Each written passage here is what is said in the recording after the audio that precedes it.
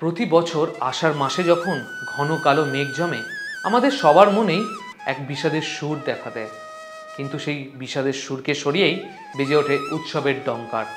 আমরা সবাই বলে উঠি জয় জগন্নাথ। নমস্কার, ইটস মাজ্জা বাংলায় আপনাদের সবাইকে স্বাগত। আজ রথযাত্রা, তাহলে আর বেশি দেরি না করে চলুন জেনে নিই এই রথযাত্রা সম্পর্কে কিছু কথা। পুরাণে কথিত আছে শ্রীকৃষ্ণের অন্যতম রূপ হলো জগন্নাথ। রথযাত্রা এই কথাটি বললেই আমাদের যে জায়গার কথা সবার আগে মনে পড়ে তা হলো পুরী। হ্যাঁ, ঠিকই ধরেছেন, ভারতবর্ষের ওড়িশা রাজ্যের পুরীর কথা। সেখানে তিন ভাই বোন অর্থাৎ জগন্নাথ, বলরাম, সুভদ্রা তিনজনের জন্য তিনটি কাঠের রথ রাখা হয়। এই কাঠের রথ তৈরি হয় জেসে কাঠ দিয়ে নয়, নিম কাঠ দিয়ে, এবং এই কাঠ কাটা হয় সোনার কুঠার দিয়ে। এই তিন ভাই বোনকে আনা হয় তিনটি রথে।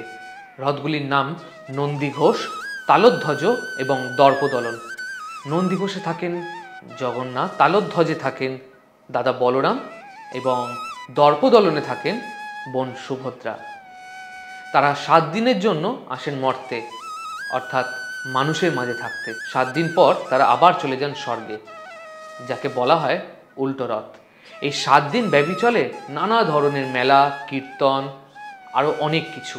পুরীর পর যে জায়গার কথা না বললেই নয় তা হলো মাহেশের রথের কথা। হ্যাঁ, ঠিকই ধরেছেন, পৃথিবীর প্রাচীনতম রথযাত্রাগুলির মধ্যে একটি মাহেশের রথ। পুরী এবং মাহেশের রথের কথা তো হলো, এবার আসা যাক ইস্কনের কথায়। হ্যাঁ, ইস্কনের রথও কিন্তু সমানভাবে গুরুত্বপূর্ণ। ইস্কনেও কিন্তু বহু বছর ধরে চলে আসছে রথযাত্রা। নানা রকম ভোগ বিতরণের মাধ্যমে পালিত হয় এই রথযাত্রা। ময়দান মোড় থেকে হাজরা মোড় পর্যন্ত এক বিশাল রথযাত্রা আয়োজন করা হয়। সেখানে বসে নানা ধরনের মেলা এবং আরও অনেক কিছু। রথযাত্রার কথা বলবো আর রথের মেলার কথা বলবো না, তা কি হয় কখনো? বাঙালির কাছে রথের মেলা এক অপরিহার্য অঙ্গ বললেও কিন্তু ভুল বলা হবে না। নানা রকমের খাবার দাবার, নানা রকমের জিনিসপত্র পাওয়া যায় এই রথের মেলায়।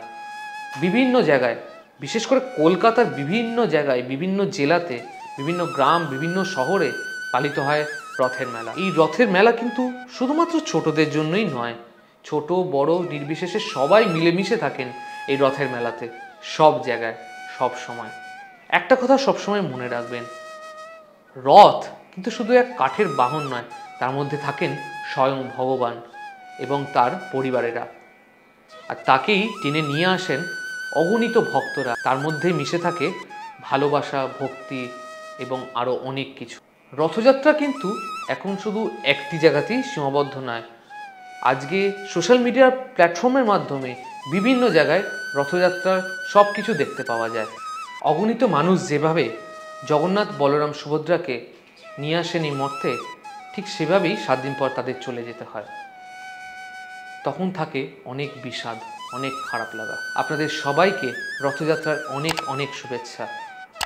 সবাই একসঙ্গে থাকুন, ভালো থাকুন। নমস্কার।